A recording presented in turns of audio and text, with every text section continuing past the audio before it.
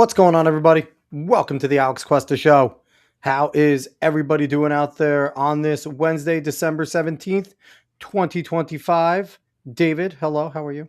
Hi, I'm actually doing pretty well tonight. I'm actually not very tired or anything. Hopefully, my audio box is being good to me tonight and it won't go Which out. is crazy considering you had a real busy weekend with our buddy Jeff, hmm going there and fighting, and hmm unfortunately not getting the victory, but still fighting his ass hmm off and doing well. So we're always fans of Jeff the Fly You over here. Yep. So, congrats for going out and giving it a good shot. He's still got many more fights to win. Yeah. So, Yeah.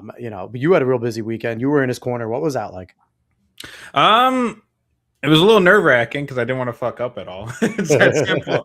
But it was enjoyable. It was definitely an experience, and hopefully I can maybe do it again or just help out in any way.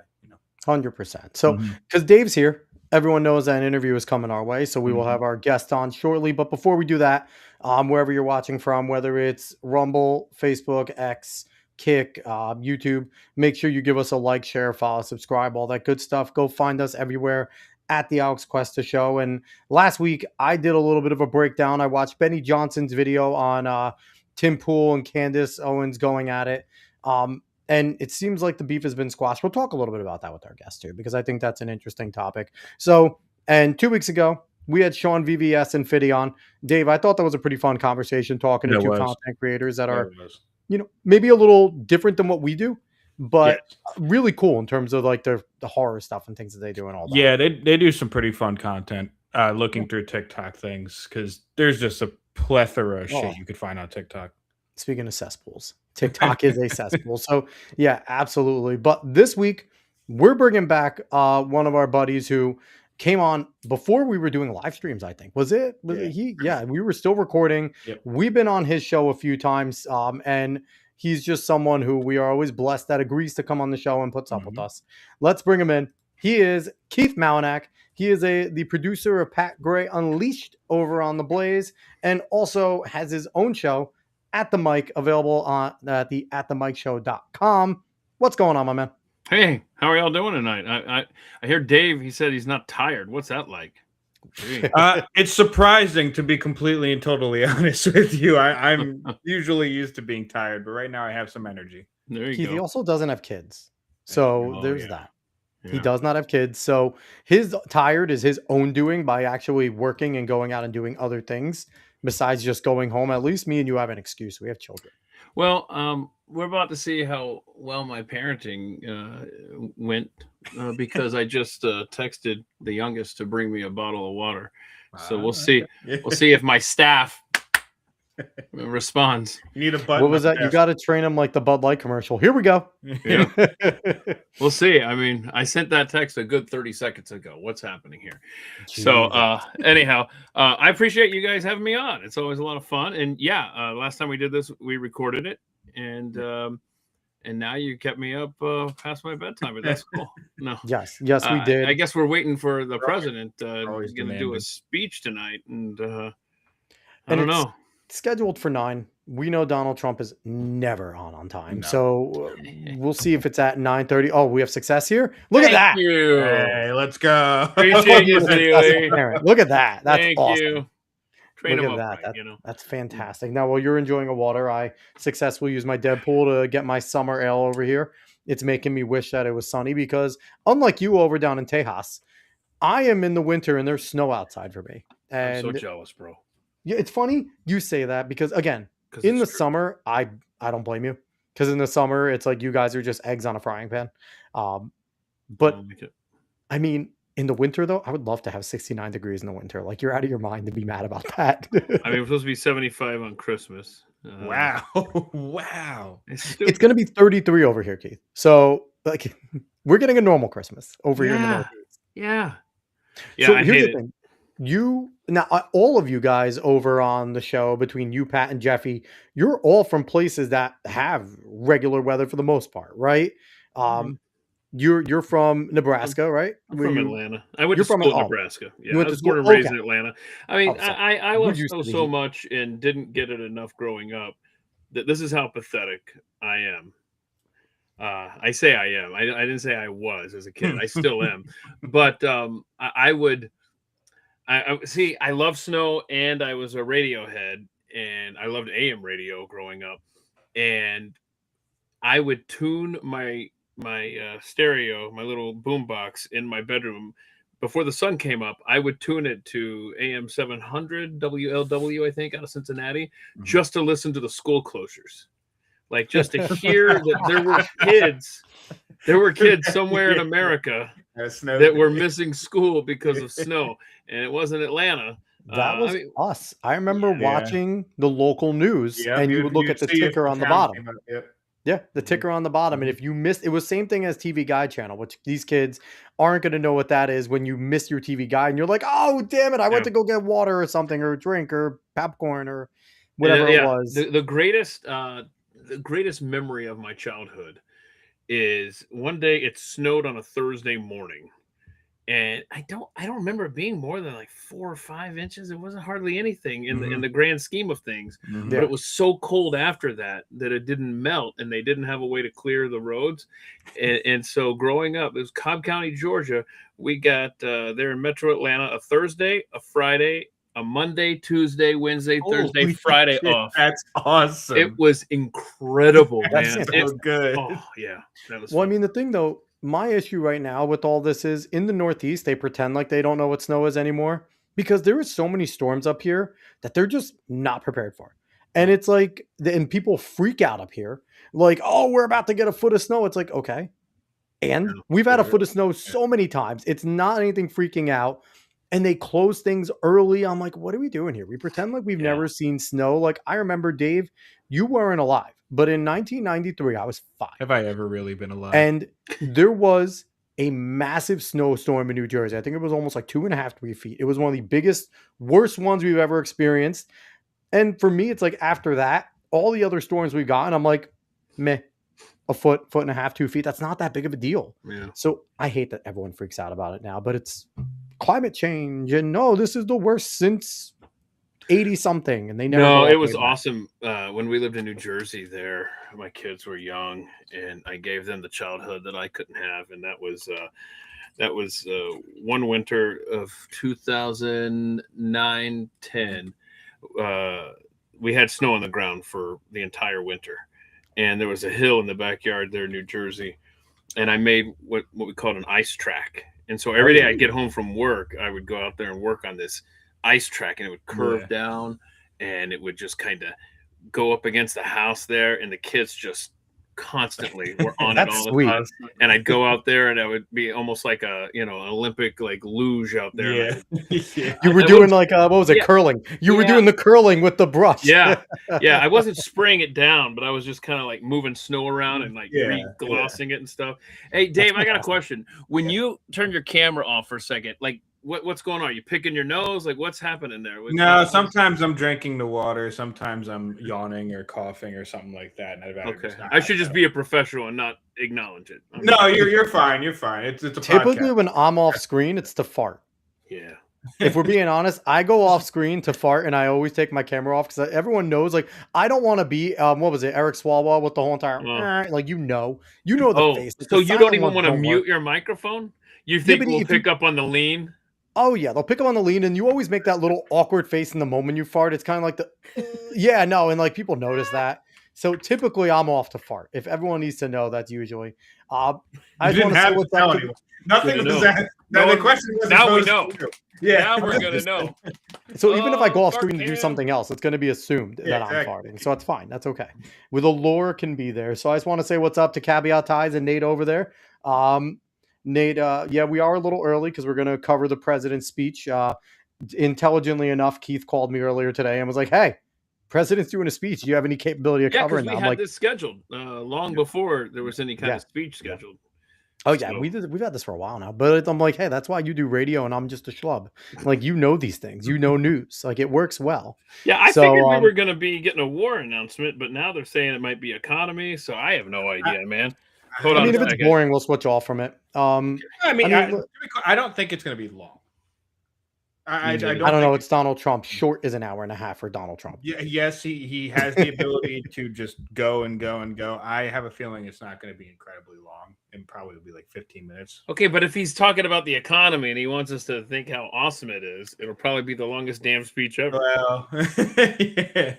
Because I mean- he'll keep talking about the price of eggs like Mhm. 500 or 600 times. Mhm, So I don't Well, I know. mean, man. he could tout that the GOP actually passed the healthcare bill today, which is big. That's a good move. Finally, they're moving on another bill. Here's the thing: when it comes to the House, I don't care if the Senate sucks, right? Because we know the Senate sucks, but at least the House can say they're trying. I need them to go and pass all these bills to try and, put all this stuff that Trump has done in terms of his executive orders, try and codify them. Because then at least when midterms come, the House can say, hey, we passed all this. It's in, Speaker, whatever, Majority Leader Thune's hands. As the House members, we did our job. And then they won't get blown out. But right now they suck. I mean, they suck terribly. I was gonna say, they're still going to get blown out. I think I don't have much trust in winning the midterms in any way. No. I mean, If it even is a win, to be quite honest with you, like honestly, like it's. I don't even necessarily think of it as a win because what would we be winning? I mean, non-impeachment.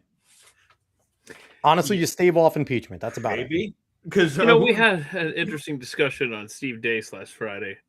Do you guys even think that Republicans want the majority? I mean, they want the office that they have. No. They want their seats, but they don't know what to do with power once they have it. And so the discussion, the topic that Steve Dace brought up was, is the GOP leadership like Thune and Johnson, are they intentionally sabotaging 100%. President Trump? They're uniparty. And my answer was yes, but I could see how they are that incompetent. The Rhode Island police up there running the Brown University show and all the authorities up there. I mean, that's the GOP leadership in DC. I mean, just absolute bumbling fools. Hold on a second. I get a shout out here. I saw Go Big Red from Nate. Yeah, that's Nate. Man, there you go. Right there. And I want to make it known real quick. Caveat Ties over here. He will be coming on the show in a few weeks. He'll be here the day before New Year's Eve on the 30th. He's jumping on. So Keith, Caveat Ties is really cool. You would like him. He's an author. Wrote a few books. Based as hell. He's someone you would like. And Caveat Ties, I'm going to do it early now. Keith, have you ever heard of the website / app named Criticless? This is a place that you guys need to now start using on Pack Ray Unleashed, because what it is one of our former guests, Blaine Andrews, he created a website, and here it is, a website and an app called Criticless, and it's an answer to Rotten Tomatoes, because we know Rotten Tomatoes fucking sucks. And what this is you as the user can go in there, leave reviews, write things, and Dave, go show him what the review looks like. Go and try and review one. And it's a community where other people can comment, other people can rate your review. When I took office, inflation was the worst in 48 years, and some would say in the history of our country, which caused prices to be higher than ever before, making life unaffordable for millions and millions of Americans. This happened during a Democrat administration, and it's when we first began hearing the word affordability. Our border was open, and because of this, our country was Keith, you remember covering everything is transient, right? Remember that for a little bit during the Biden administration? It's all transient. Many who came from prisons and jails, mental institutions, and insane asylums. They were drug dealers, gang members, and even 11,888 murderers, more than 50% of whom killed more than one person. This is what the Biden administration allowed to happen to our country, and it can never be allowed to happen again. We had men playing in women's sports, transgender for everybody. Do we all text Econ and take this poll? With law enforcement. I've never seen that before. Words such as that, just absolutely forbidden. We had the worst trade deals ever made, and our country was laughed at from all over the world. But they're not laughing anymore. Over the past 11 months, we have brought more positive change to Washington than any administration in American history. There's never been anything like it, and I think most would agree. I was elected in a landslide, winning the popular vote and all 7 swing states and everything else. Get on. Yeah. Do you think he's going to try and explain why his foreign stuff is good for the domestic? That really just took the wealth from people and crushed the dreams of the American people. Everyone knows this. For the last 4 years, Come on, the Trump. United States was ruled Announce by politicians who fought only for insiders. We don't need a illegal State of the aliens, Union at the end of the career year. criminals, corporate lobbyists, prisoners, terrorists, and above all, And here's how we're going to bring down the which price of took gas. advantage We of just us started at bombing levels Venezuela. never We're going to seen take their before. oil. They flooded your cities. I mean, if and it works. towns with illegal aliens. They decimated your hard-earned savings. They indoctrinated your children with hate for America. They just released a level of violent felons that we had never seen. I don't know. Announce some fucking arrests then. Like, I don't know what to tell you, dude. War. They caused mayhem. They caused a horrible situation all over the globe. But now you have a president who fights for the law-abiding, hardworking people of our country, the ones who make this nation run, who make How are you going to help us, though? What are we going to do to give them relief before the midterms? More than anyone could have We want to hear. imagined. Starting on day one, I took immediate action to stop the invasion of our southern border. For the past 7 months, 0 illegal aliens have been allowed into our country, a feat which everyone said was absolutely impossible. Do you remember when Joe Biden said Which I'm happy he's talking about, though, because not enough Congress people pass realize we have legislation 0 to in help migration close the right now. border? I think that's a pretty big He deal. was always blaming Congress and everyone else. As it turned out, we didn't need legislation. We just needed a new Thank you, president. Jeffy's We 0 tornado. inherited the worst border. Can you turn anywhere the in president world, up, David, at all? And we quickly turned it into Okay. the strongest border in the history of our country. In other words, in a few short months, we went from worst to best. We're deporting criminals, restoring safety to our most dangerous cities. Just take a look at Washington, D.C. It's at levels of safety that we've never seen before. And they decimated the bloodthirsty foreign drug cartels. Tune in a little We bit did later, that all Jackson, by Texas. ourselves with our We'll be people, talking more and when the we're president's so done. proud of it because they were poisoning and destroying our population. Drugs brought in by ocean and by sea are now down 94%. We have broken the grip of sinister woke radicals in our schools, and control over those schools is back now in the hands of our great and loving states where education belongs. After rebuilding the United States military in my first term, and with the addition we are adding right now, we have the most He's probably going to powerful announce military rebate anywhere checks. in What do the you think? world, and it's not even It's close. a possibility. I've I don't restored know where American he's going strength, right now. settled 8 I could wars in see 10 him months, saying that destroyed the we're declaring war on Iran-Syria Venezuela threat, with this and ended way the he's war going in right now. Gaza, bringing for the first time in 3,000 years peace to the Middle East, and secured the release of the hostages, both living and dead. Here at home, we're bringing our economy back from Or the he's going to brink of rename the ruin. Monroe The last Doctrine the Trump Doctrine administration and just their add a little allies bit to in it. Congress looted our treasury for trillions of dollars, driving up prices and everything at levels never seen before. I am bringing those high prices down and bringing them down very fast. Let's look at the facts. Under the Biden administration, car prices rose 22%, and in many states, 30% or more. Gasoline rose 30 to 50%. Hotel rates rose 37%. Look, Keith, you guys talk about this on the show. Airfares rose 31%. When you look at the Now, sporting under our events, he leadership, took it down they are all 9.1%. coming It's still down and coming 40% down higher than it fast. was. Democrat He only took it politicians down. also It's not said like- the cost of groceries soaring, but we are solving that too. The price of a Thanksgiving turkey was down 33% compared to the Biden last year. The price of eggs I love how is their down text 82% econ since March, and everything Yeah, it's else is over then. falling rapidly. And it's not done yet. But boy, are we And I making got news for progress. you. Nobody can believe what's Falcons going on. tickets need to be down more than Here are just some 9%. of the efforts that we have Tell me underway. Jets You tickets will do, 'cause see the in Jets your suck. wallets and bank accounts in the new year. After years of record-setting falling incomes, our policies are boosting take-home pay at a historic pace. Under Biden, Real wages plummeted by $3,000. Didn't we get Under that Trump, jobs the report, though, typical that factory every worker has sector, seen a basically wage besides increase of construction and one other, is down right $1,300. now? We're For not gaining any construction jobs, workers, it's basically since April or something? $1,800. For miners, we're bringing back clean, beautiful coal. It's $3,300. Beautiful And for the coal. first time in years, wages are rising much faster than inflation. Remember that. The wages, just look at it. Wages are going up much faster than inflation. How big is that? Very importantly, there are more people working today than at any time in American history, and 100% of all jobs created since I took office have been in the private sector. Think of that, 100%. Now, Keith, you being in politics for a long time now, anything he said so far moved the needle at all for the common American? Which is the only way to make a country powerful and great. This historic trend will continue. Already, I've secured a record-breaking $18 trillion of investment into the United States. I feel like he's trying really hard to convince us. Factory openings and far greater national security. Cadence is interesting Much of tonight. this success has been accomplished by Is it he's giving, tariffs. trying to give My people favorite like you and like other tariffs, hosts like the talking which for points right many now to like decades have start to been used regurgitate? successfully by other countries against us, but not anymore. Companies know that if they build in America, there are no tariffs, and that's why they're coming home to the USA in record numbers.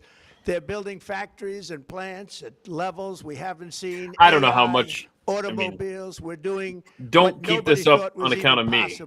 Even I thought we were going to be going to war. There's never. That's why I thought it was going to be so important. I kind of want to see where this goes. We were absolutely dead. But maybe I'll give him their 2 ready minutes. to fail. Totally fail. Ask the audience. Now, Can you do a we're poll? the hottest country. I mean, we could just ask, anywhere in the world. caveat, And that's Nate, said by you guys, every are you tired of single watching leader that Trump? I've spoken Or do you want us over to, the you want us last to 5 months. get on with the show, or Next you want to see year, where we're you going will with it? also see Then the chat is results going to of the say, largest tax cuts in American history. Trump just announced that we're that bombing were really Caracas. accomplished through our great, We're big, going to war with beautiful China bill, officially. perhaps Way to the bail, most sweeping guys. legislation ever passed in Idiots. Congress.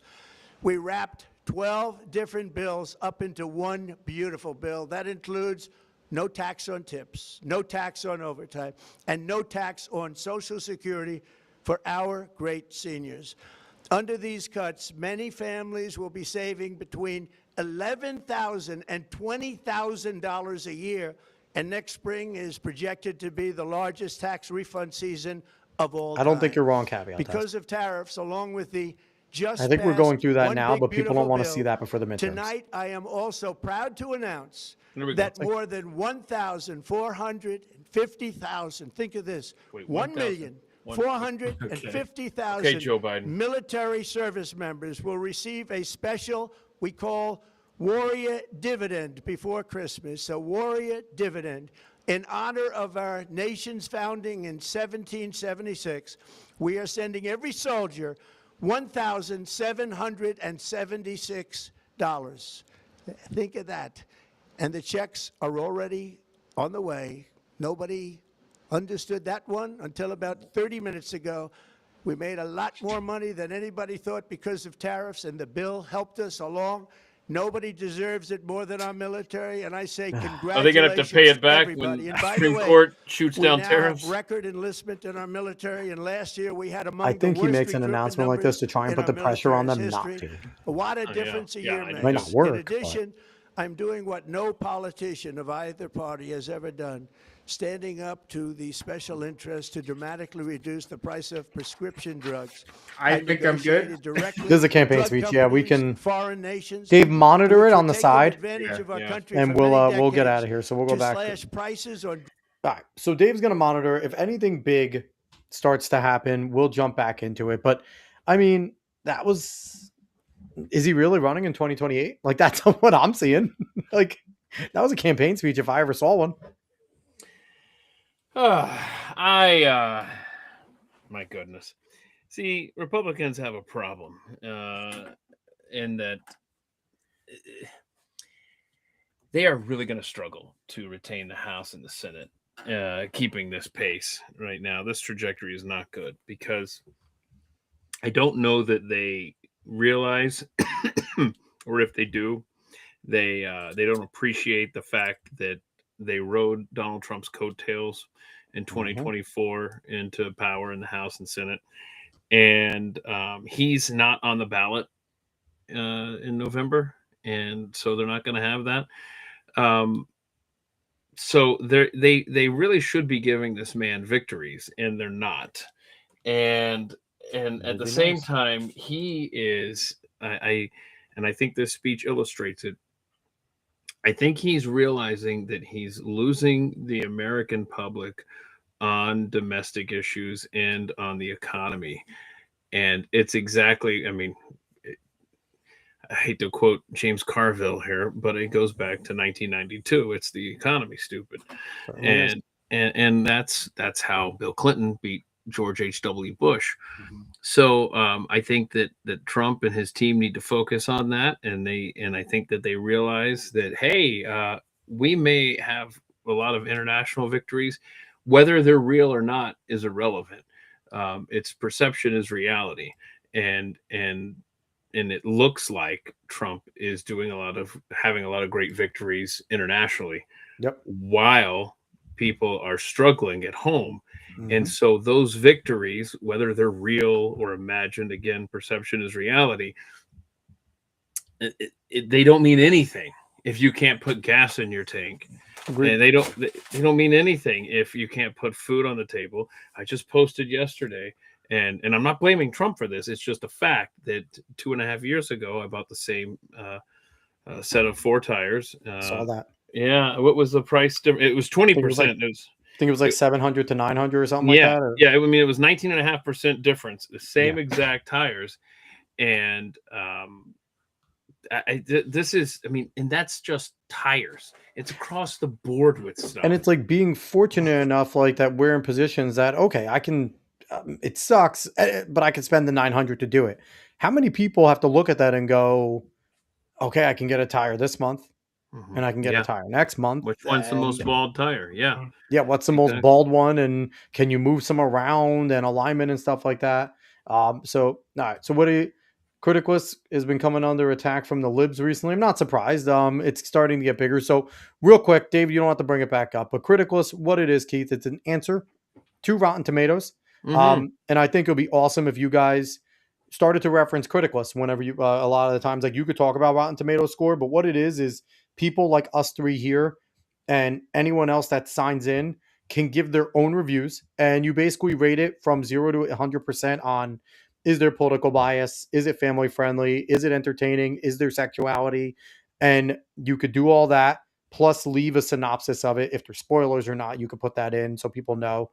And people can comment. It's a community. And I want to promote that because Rotten Tomatoes sucks. So I think you guys, it'd be cool if on the radio, you guys are like, Rotten Tomatoes says this, but the fans and Criticless truly say this, because they block us half the time on Rotten Tomatoes from commenting anyway on the shit movies. Wow. So. Okay, Criticless is criticless.com. Yeah, and it has a whole entire 80s aesthetic. It's cool looking. Oh, nice. Yeah. Okay. Yeah, cool, so, man. I'll check it out. But so let's go into some of the things that we want to talk about today. So first things first. Oh, I want to talk about this. It seems like it's official that Dan Bongino stepping down in January. I just saw that come down the pike. What do you make of this, Keith? That Dan is it? Because it's not like he's a guy that didn't kind of know how the machine turned already. He was already a part of the federal government as a Secret Service agent. So he had a concept, right, of how the swamp worked going in. What do you make of Dan calling it a day? I genuinely, because you hear this from so many people that go to DC, they never realized how bad it was going to be, and then they get there and they go, holy crap. In fact, I remember, I think it was Mike Lee, someone said that House of Cards, I mean, is tame compared to the reality. I think it was Mike Lee, of Washington DC. Look, I think that Dan Bongino, I think he went up there an honorable man, and I think that he thought, hey, we're gonna fix this. We're gonna make sure that we are held accountable to the people. And then I think the reality sunk in, and it was almost immediately, because I remember he was on a Fox News program just it was the morning show, it was Fox and Friends, and it was early on, and he was just beaten down already. And I think that was the same day that he also did the whole entire, I saw the tapes, trust me, Epstein killed himself. And I think it was right around that same exact time. Yeah, and I'm thinking, you're thinking of the interview where he's like, I sit there with those four walls and I'm just staring and all that. And he sounds like he's defeated already. Destroyed man. Yeah. So I did hear a theory yesterday. I was listening to Tim Cass IRL. And Graham Allen was on the show with him. So, obviously Graham Allen's another person in the podcasting space on Rumble and stuff. And they brought up that maybe as we're all sitting here looking and going, the Republicans are fumbling this, right? Dan Bongino had a massive show on Rumble for a long time. We'll talk to hundreds of thousands, like almost every day, right? Do you think that there's a possibility that he's looking at it going, I'm not doing as much good here as the deputy director as I could do back in the podcasting space, trying to get people out the ballots and stuff like that? I don't know. I think he's going to have a hard time. And let me explain why. So I think he got to DC and realized, holy crap, this is not fixable.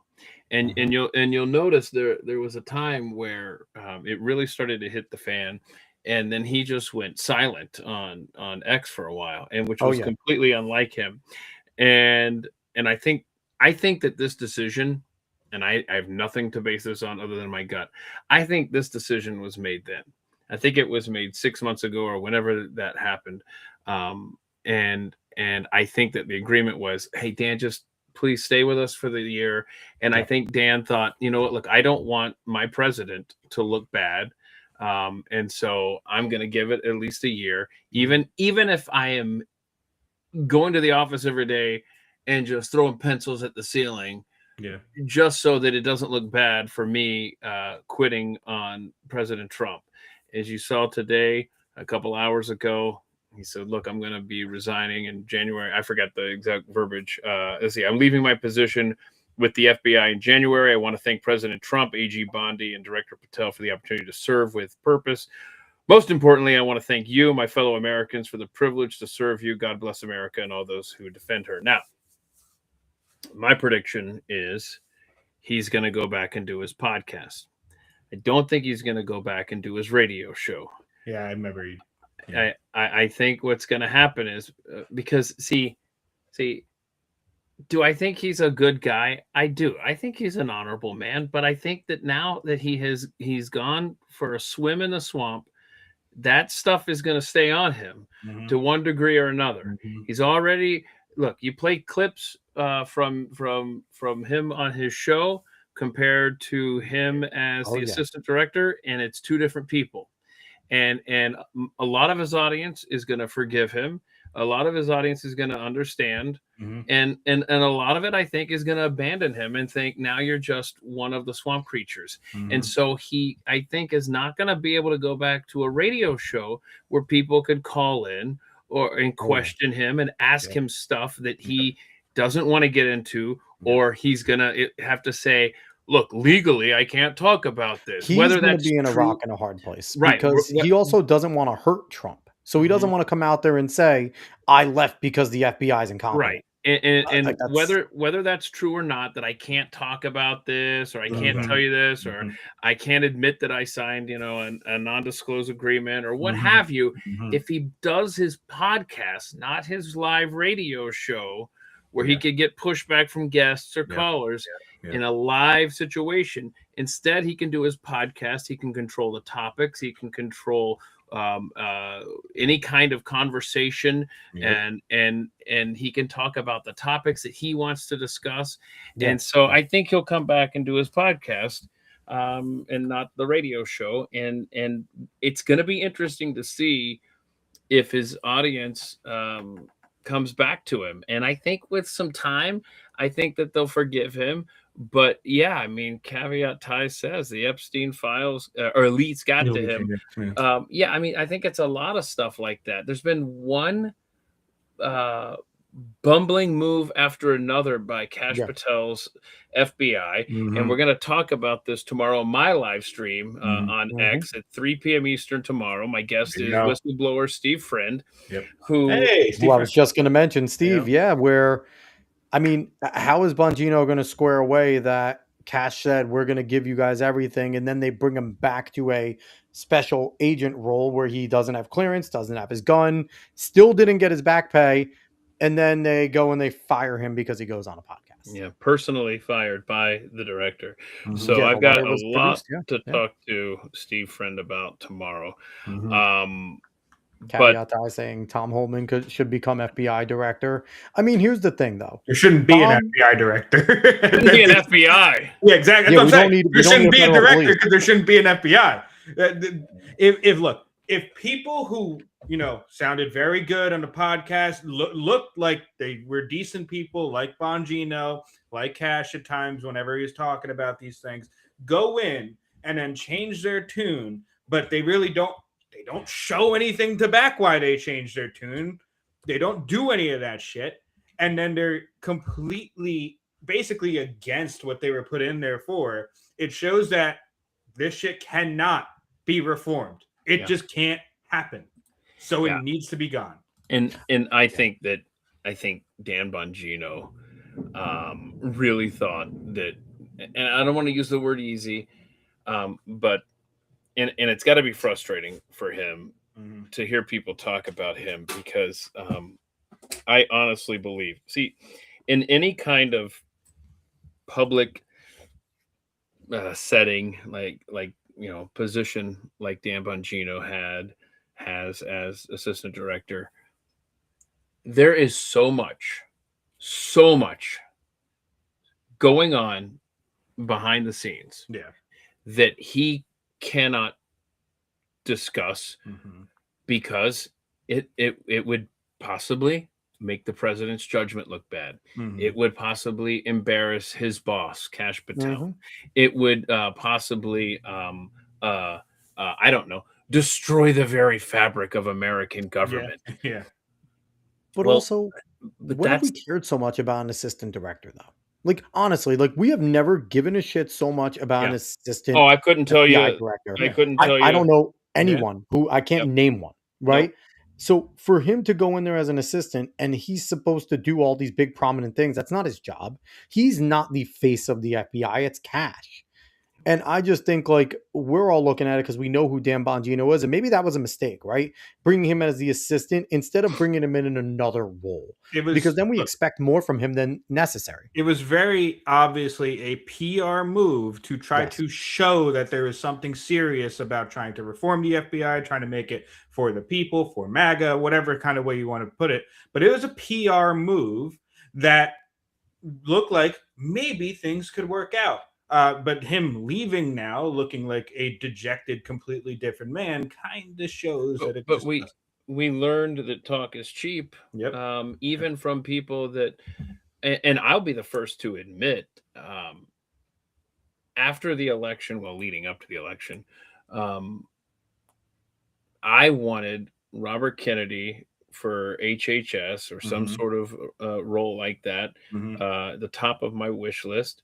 And then right after that I wanted Kash Patel to run the FBI, because I had heard Kash Patel on podcasts many times. Talking to Glenn directly day one. That one's referenced a lot. The Epstein files. And I liked what he had to say. But unfortunately, the Kash, much like the Dan, is different in office than. But let me say this about Kash and Dan. I think with Dan, I just truly believe that he had every intention on getting. Agreed. And I think that he just he got chewed up and spit out by the machine. when it comes to Cash, I don't think it was a similar Cash is a journey. part of the machine. Cash has been in Washington for damn near 2 decades in different roles. So Cash has already been a part of the swamp. He's played the game. And I think that's why we also thought he'd be good as a director, because he's been there before. So he'll be able to combat it. But I do think Dan went in there, and I think on day one, he went to Cash and go, okay, when do we start firing people? And Cash was like, Dan, that's not how things work. And he's like, what do you mean? We're supposed to be doing it? Dan, we can't do that. And then I think right from there, we started seeing him going, I look at 4 walls every day, and I think, like you said, Keith, he came in there bright-eyed going, let's do the things we talked about doing. He would never admit to this, or I guess I should say answer this question, but I would love to hear Dan Bongino ask this question. Do you have the same amount of respect for Kash Patel today as you did a year ago? And if I think not, Dan would say no, honestly. why not? And if yes, great. Why? If more, explain to us why. And I really think that Dan Bongino, you said it, he's in between a rock and a hard place. I think he's in an absolutely no-win situation. Yeah. Because I truly believe that he thought he was going to go in there and it was going to be beautiful. Yep. Hellfire and brimstone. Yep. The upside down world. Mm-hmm. Yeah. So here's a question for you, Keith. We've all heard from Cash. You've definitely been closer than we have to Cash.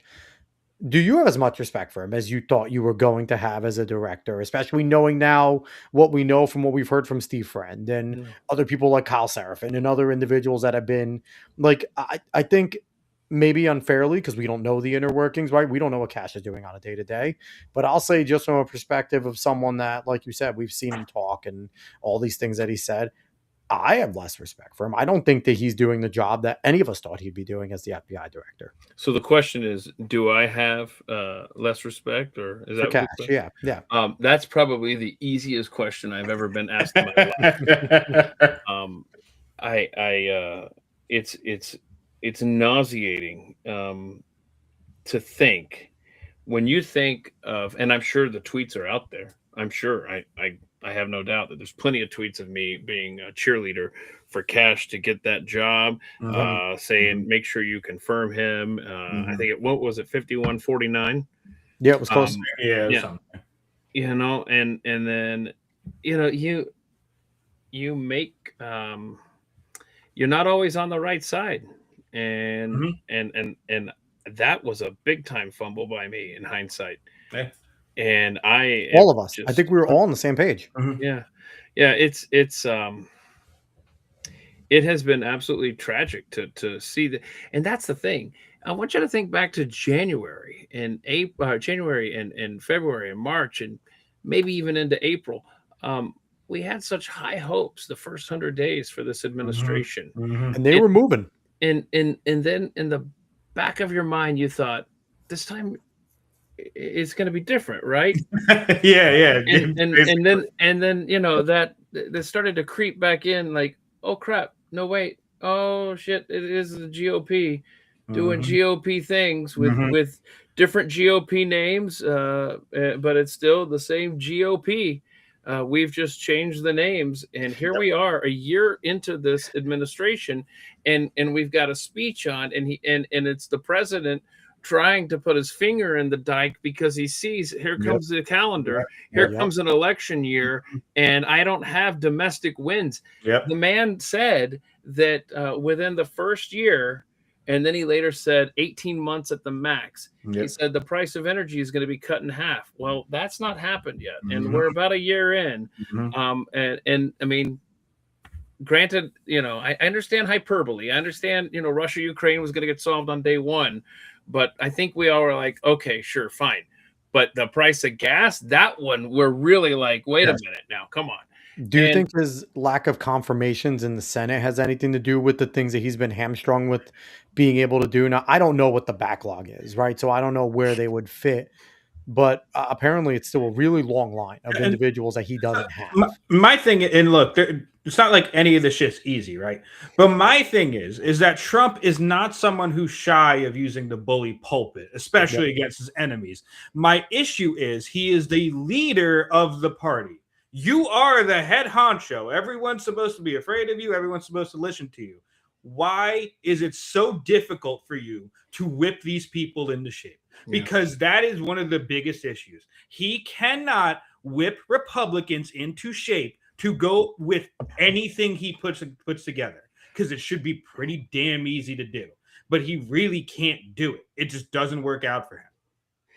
The thing that's so frustrating is when you look back at the first term, you can totally see, and he's admitted it as much on multiple occasions, that look, you know what, kind of surprised that that I won in 2016, and I just kind of accepted the the default GOP hacks to help run my administration, and Rance Priebus, who I swear that Rance Priebus was the mole in the White House, because if you go back and look at the timeline, the leaks stopped as soon as he was shown the door.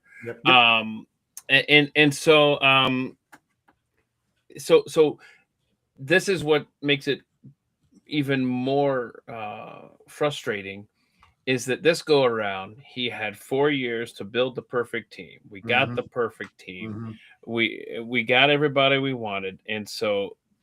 But we're getting the same results, which is the swamp is winning. The swamp always wins. It's frustrating as hell. It doesn't matter that you get your A team in there, and because the results apparently are going to always be the same. And so, to your question is, why can't he whip them into shape? That is what is particularly demoralizing about this, is that it's not the same old GOP from 2016 doing this to him. It's his team. Yeah, it's supposed to be his. But do you think the loss of Matt Gaetz and kind of some, like, because the thing Matt Gaetz is, he was loud, and when there was something that the president wanted done, he was on the floor really talking about it, right? We haven't had that individual in the House.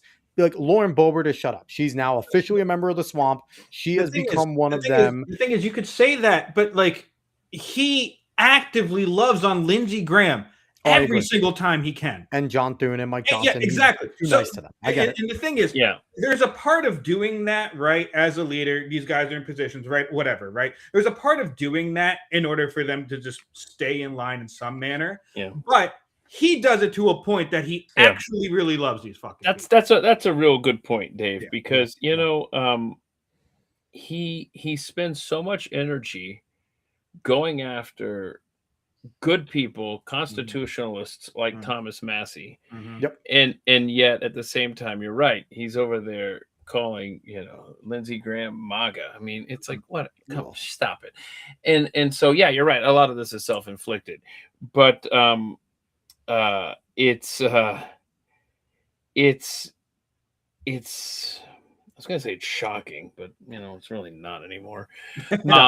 Listen, the voice of Rush always comes into my head whenever I think about the Republicans, and just as always warning, the GOP will always let you down. Like he was very much, he always told us, whenever you think the GOP has something good going, remember, they will always screw it up. Yeah. And I am a little bit, I guess, relieved tonight, that because here's what I honestly thought. Here's where my brain went tonight, and I'm glad. While I hate to see him having to scramble on the domestic side, I much rather prefer that over. We just started launching, missiles into the capital of Venezuela. Nicolas Maduro, we're coming for you. Do you think this is gamesmanship with Maduro, though? Well, hang on. Let's talk about that. But because what I was starting to think was, okay, we got the Epstein files being released within the next 48 hours, and I was sitting here tonight thinking, and please don't. Everyone listening, don't get ahead of me here. I'm not insinuating anything about Donald Trump and the Epstein files. We're going to clip that part and only put that out. Other than I know that he doesn't want them released. He's fought, pushed back for whatever reason. Okay. But I'm not insinuating anything. But what I was thinking is, holy crap, this is the summer of 1998. This is the deposition for Bill Clinton, Monica Lewinsky, and him coming out admitting that he had an improper relationship, and then launching missiles into an aspirin factory in the Sudan and attacking Afghanistan. And I thought, dear God, this is going to be a distraction for the Epstein files, because the front page is going to be war, not Epstein and whatever the hell gets released. Probably nothing. Everything's going to be redacted anyway. But so I'm actually quite relieved that no, we're talking about the price of home goods. Okay, so good. And a check for our military. God bless them. You can't send them a check big enough. I don't even know why. It just occurred to me last week. Why the hell does the military pay any income tax? But agreed. But to your point, your question there, what are we doing with Maduro? Hell, I don't know, man. I go back and forth on what we're doing with him, and this is the conspiracy theory in me, is that part of me wonders if evidence was presented. Now this is forget the China posturing, forget the oil, forget all of the things that you've heard. I just wonder, because he actually retweeted a few weeks ago. I forgot who it was. Was it Lara Logan? She tweeted out something about election integrity in Venezuela, and remember the Smartomatic machines, all that stuff. Anyway, and he retweeted something like that, and I thought, holy shit, he has been presented evidence that those conspiracy theories from the 2020 election were true. I bet he has been. And I told you, my mind went wild on this. I bet he's going after Maduro because Maduro stole the election from him, and forget if it was Trump that they stole the election from. Just the fact that he might have evidence that they were involved in the 2020 election fraud in this nation. And damn it, I'm going to teach him a lesson. And we're going to go to war over this. But I can't say publicly why we're going to war over this, So I don't know. What are we doing down there? Who knows? But I know that I'm not a fan of war. And I hope that it's a righteous cause. But it's too many times in our nation's history that we have gone to war with justifications that are complete and total bullshit. So here's where I'm at with Venezuela. I'm curious if tonight was kind of because Nicolas Maduro was watching tonight. You watched that speech. He was nervous as hell, just as everyone else. And he was watching it in a bunker. And I'm curious if Trump used this as kind of a way to, they're always negotiating behind, right? Because obviously they've been talking with the Maduro team, because we know Maduro asked not too long ago, I'll leave as long as I can remain the leader of the military. And they told him to piss off, right? So I'm wondering if Trump was like, you have until I give my speech to make a deal. I like this. You tell Nicolas Maduro I have 2 speeches ready for tonight. If the deal is made, I give a speech that we're not going to come and take you out. If the deal is not made, I'm declaring war, not on Venezuelan people, but on your cartel.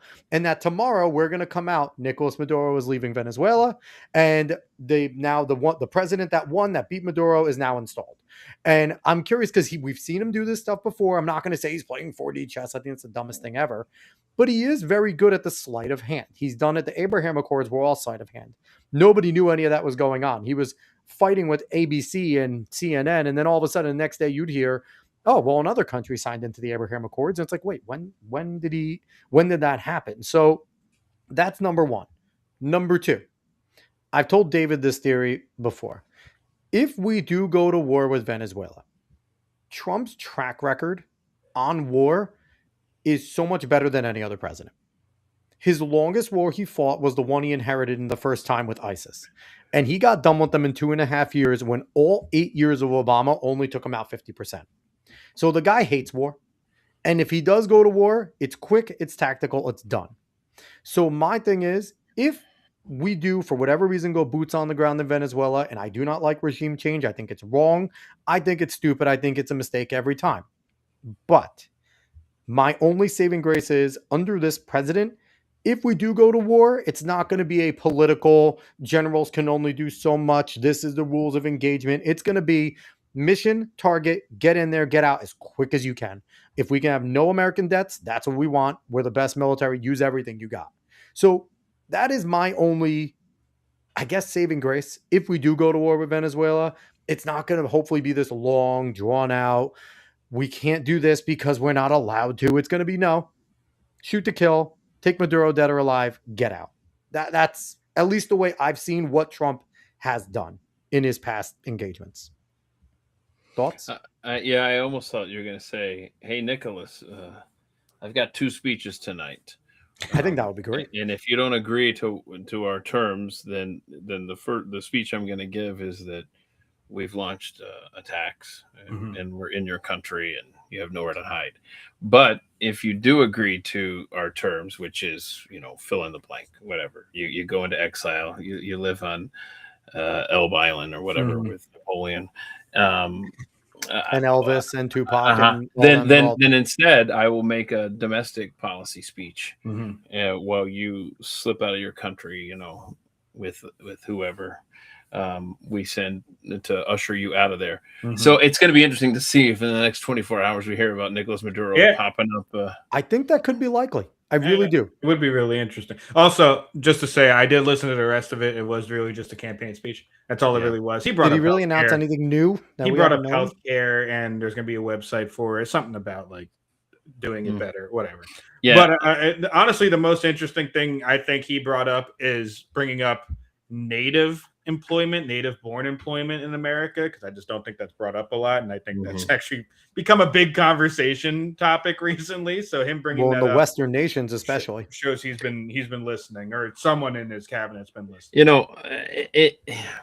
It's amazing how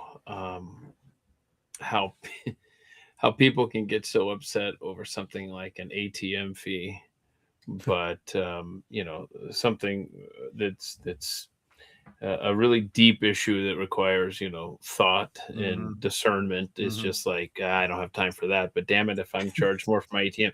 So what he needs to do, honestly, in these speeches is say, do you like your traffic? Nobody likes traffic. I'm going to get the illegals off the road, and your commute's going to be so much. The anti-Mamdani.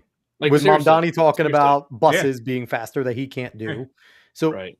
I mean, and I think that you need to start talking about tangible ways that people will see, because we already know far and away that the illegal alien problem in this country is something that Americans are hugely in favor of getting under control. Yes. So what it's a 95-5. Right. Really so what you could do is you already know that there are plenty of Democrat voters that love what he's doing. And they say so in polls, and actually it shocks me. I forget what the percentage was that I saw recently. I thought, holy crap, that is a bipartisan issue. Much like I think he's in like almost a 70 percentile with that, and I think it's like 40-something percent of Democrats polled are in favor. It's a lot. But just like election integrity, polls well on both sides. But on the illegal alien thing, you can actually use that to your advantage on the economy by saying, hey, we shut down the border. So we're bringing back jobs for Americans, like you just said, Dave, the native born stat. Even if it's something silly, and a quick aside about your traffic's going to be better, and your roads and your hospitals are not going to be able to run, and your school kids aren't going to be more housing available, right? And your kids can learn English instead of instead of teaching ESL classes. Now we can spend more time in schools doing this and doing this, and your housing prices are going to come down because there's going to be more available. And people in Chicago complaining about your Y being taken up, they're going to be gone, because he should lean into Chicago, because how many Chicago Democrats have been going and hounding Mayor Ben Johnson because they're bringing in illegals and taking away their family centers? Well, that's the thing. Like mass deportations is the number one thing right there. Mass deportations was the number one thing. That is the biggest thing for him. So that's something he should just tout all of the time. Caveat Ty saying Omar has got to go. Honestly, I think we're getting very close to Ilhan Omar actually being deported. I think it's getting real close. Yeah, That's something going to about cause a her. stir. She changed her birth year in the state of Minnesota. Have we ever had that where a representative gets deported? What happens in that case? It just gets vacated, I'd imagine. That would be such an interesting situation. Go ahead. But on the immigration front, I think if you focus on you need to explain how this is going to help the economy. Sit tight, everybody, because this is going to help in so many ways. And I think that you buy yourself more time on the economic front if you remind people of all the great things you've done. He did at the beginning of the speech tonight. He talked about the immigration wins. Well, make sure that you not only acknowledge that, but talk about how it's going to benefit us. It's going to benefit you in other ways. So just sit tight, because it was at this point in Reagan's first term that the economy was still in the shitter too. I mean, and if you could look this up, but in 82, I think Democrats swept the House and Senate. Check that for me, Dave. They did. If you don't mind. Democrats won. It wasn't until the summer of 83 that the economy really started to turn around. Didn't know that. Waltz gets to pick her replacement. That might get worse. He might be the guy running for mayor. Funny enough, when Caveat brought up Omar, I thought he meant the mayor, the Somalian mayor that won. No, I thought he lost. He lost. I thought the Minneapolis mayor, the one that looked like oh yeah, I forgot he did lose. Yeah. Oh, so Keith, on a dumb note that kind of goes along with this, you guys at Pac Ray need to join myself, and I'm going to force David. We're actually going to celebrate Indigenous Peoples Day. You want to know why? You want to know why? Because we were all born in America. But we're Indigenous. So we are going to take that. It is going to become a patriotic holiday where we can celebrate Columbus Day, because honestly, Indigenous people does not mean Indians and Native Americans. Because we're also Native Americans, because we were born here. So we are going to take those terms. Fuck all those people. Matt Walsh actually said something similar to that. So we are officially going to celebrate. I'm also Italian, so of course I'll celebrate Columbus Day. But side by side, we are going to acknowledge Indigenous People Day, and we're going to put a nice big American flag on it. And we're going to make sure that everyone knows if you're born in America, you are an Indigenous person. And I'm going to start putting that on all my resumes too. What are they gonna say? No, I was born here. I'm Indigenous. Kick rocks. That's a fact by Caveat Ties. He lost because that Somali groups. The Somali pirate guy lost which also that whole fraud case, denaturalize and deport. Just get them all out. All of them. Very simple.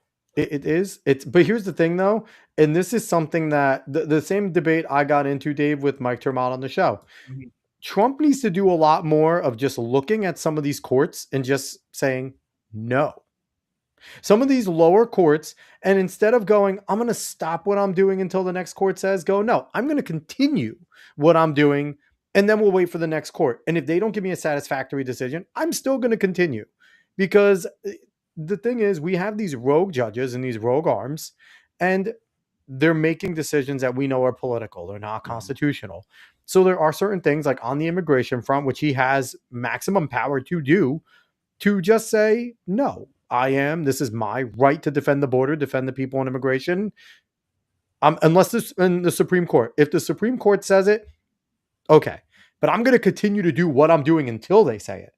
Like, I hate the fact that he just goes, oh, well, okay, Kilmar Obrego, you can go now. Like, no, fuck that guy. He should be rotting somewhere in El Salvador until the Supreme Court hears his case. Like, I hate that he listens to these lower courts. And I know it wouldn't be like great precedent, but at the same time, he's about to have to become a dictator after the friggin' midterms get lost. Like, what else is he going to do?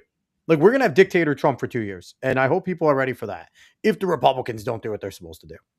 And then I will have to be very mad at Trump, because I don't like dictators. So it's going to actually become really bad after 2026. That's at least my prediction. Wow.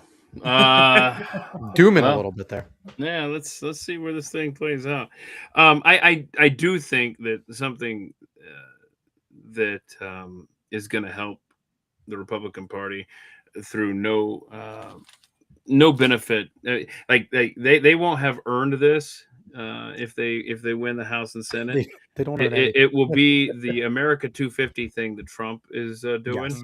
and rah America. And I mean, he is the perfect president for that anniversary. The perfect president. And so I think that they may somehow get some residual voting, some patriotism. Yeah, some patriotism in that, and seeing and just equivocating there that, hey, look at there.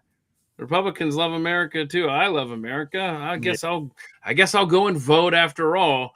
And they will have done nothing to earn that other than just the president is a Republican and he's showing love for America. I don't know. That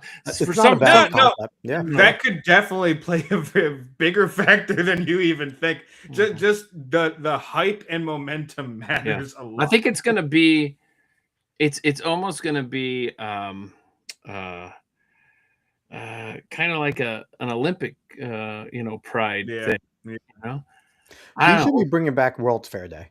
Like, we should have announced that they should have been doing a World's Fair Day, and they should be doing it again. Where is it? Detroit or Chicago? Detroit, right? Where they did it.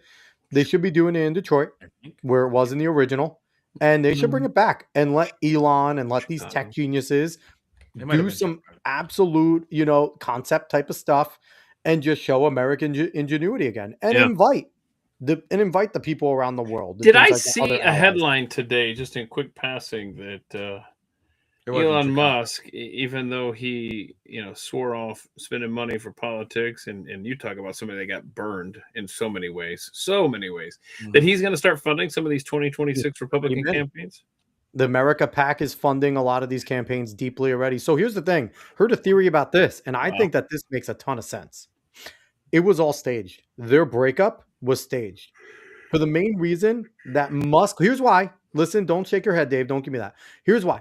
Because Musk, I don't think he thought that he was going to have his businesses torched, literally things set on fire, and that he was going to take as much of a hit as he did. So in order for the heat to get off Musk, now I don't like Trump as much.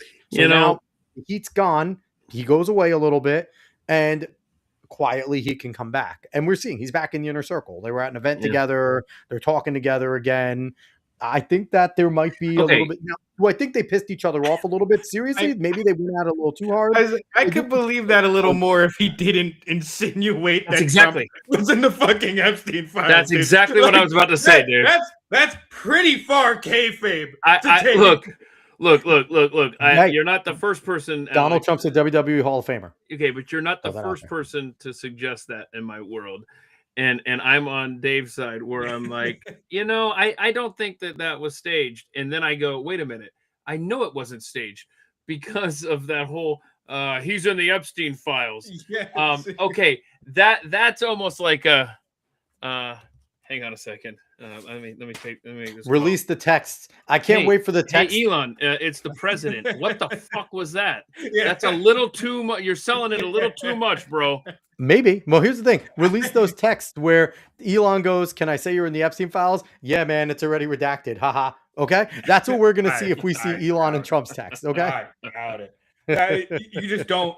I don't know. It would just be the dumbest way. That one would be a little bit much. Yeah, you don't pick at a wound that would harm the base of the person that you're just trying to do a fake breakup for. Like, you don't do that. So Caveat is also bringing up that and a newfound hatred of Jews took some heat off Elon. I mean, new, right? Because Jews have always been hated for no reason a lot of the times. So it's and what do you make of that, Keith? What do you make of this? I don't even call them the right because they're the leftists of the right? All of these heavy psycho, super Christian nationalists that want to make a king again, and everything is the Jews' fault. Like, what do you make of this section of individuals that have rose to prominence? Your Jake Shields, your Nick Fuentes, your all these individuals that it's all the Jews. The Jews do everything. Yeah, I think that there are plenty of anti-Semites among us on the right and the left, quite frankly.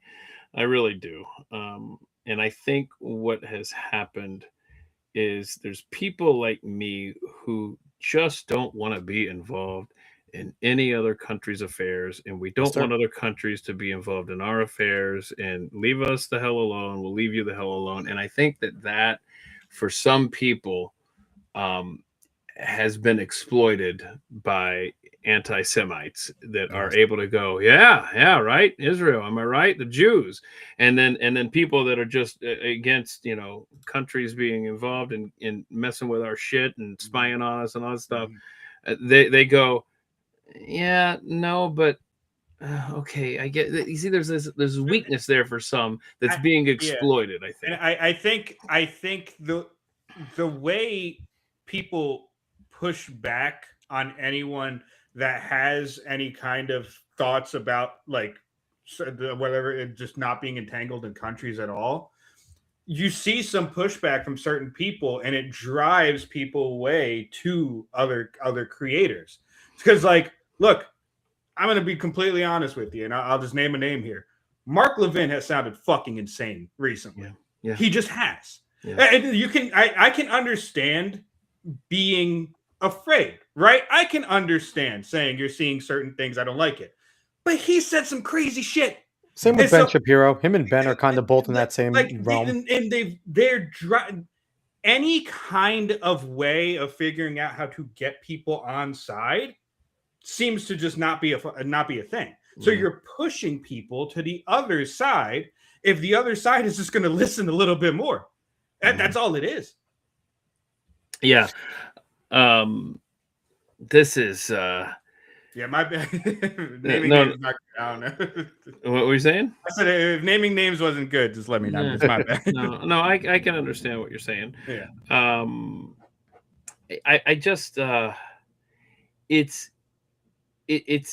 another way the GOP shoots itself in the foot. Yeah. It can't get out of its own way. Yeah. And it's just we on the right, it's amazing because it's always the same thing, but it's always different. Yep. In other words, the right in the GOP, especially if they have power, is going to self-destruct and waste it. We've already wasted half of a congressional session here.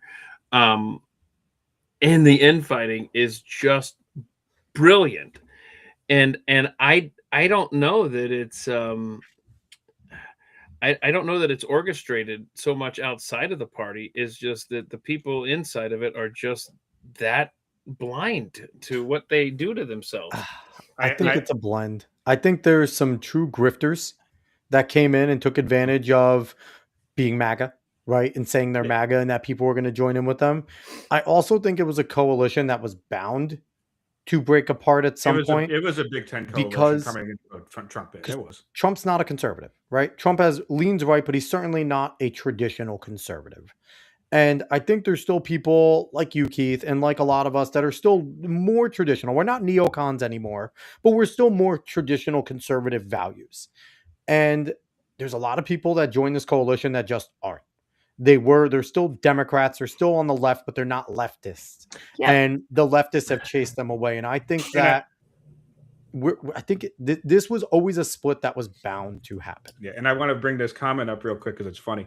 The Jews got to Candace, and now her audience is but what is so stunning, I guess, if not, maybe that's not the best word, but what is surprising, I think, to me. Mm-hmm.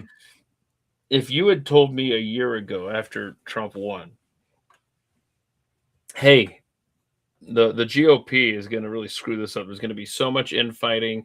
They're not going to get anything done. They're going to be at each other's throats. There's going to be some serious divisions in this party. Mm-hmm. I would have said, damn it, Maha and MAGA are going to be at each other's.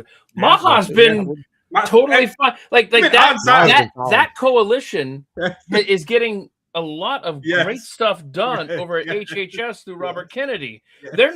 They're over here going, oh shit, who did we join sides with? Look at these people. I mean, they're insane. They're going after each other. Maha has been the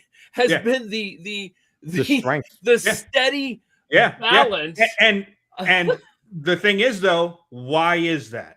Why is that? It's because RFK is a part of the left. He is. And the left gets stuff done. Yep. The right has always been principled losers for a very, very long time. And Trump was supposed to be the different part of that. He was supposed to be someone that actually got stuff done on the right. At least that's my input. But he is with his executive orders. It's just the same old GOP is not codifying anything. Right. And the thing about Kennedy and HHS is these were clearly defined goals that he had forever. That he constantly said, we got to do this, we got to do that. It's the only thing he's ever been really good on. Everything else he sucks. But RFK sucks. I will say that in his role, though, see, that is an extra layer, a very important layer, a different challenge for Trump than RFK, because RFK at HHS, I mean, that's what he does. I mean, that's where you go and you set the different vaccine schedules or the food pyramid or whatever the hell. You don't need to drag along a Congress and get a bill put on your desk. You're a health and human services secretary. You appoint people like Marty McCary and all the good people over there. Dr. Oz is doing a fabulous job. Which is surprising because Dr. Oz is an abortion guy. So it's very surprising that is something I'll give Trump credit this time. RFK is staying in his lane. He has the power to go in there and be a psycho on the climate and everything that he is, and but he's honestly though, I think that was the deal. I think that was the deal. Look, join forces with me. We'll shake hands. We'll do fireworks. If I win, you're HHS secretary. And Kennedy never publicly said what the deal was, but he said, I trust Trump to honor his word. And I think that the reciprocal of this, when you get in there, Bobby, you can do whatever you want with the vaccines and stuff, because Trump, back in 2016 on the campaign trail, he was talking about vaccines. So that field had already been plowed, okay? But him and RFK are friends. But then he got into office, and he was surrounded by the damn swamp creatures and the traditionalists in the GOP, and he got nothing done. Well, this go around, I think the deal was, look, you endorse me, I make you HHS secretary, you can do whatever the hell you want, but we're not doing abortion. But that may not even be part of the deal either.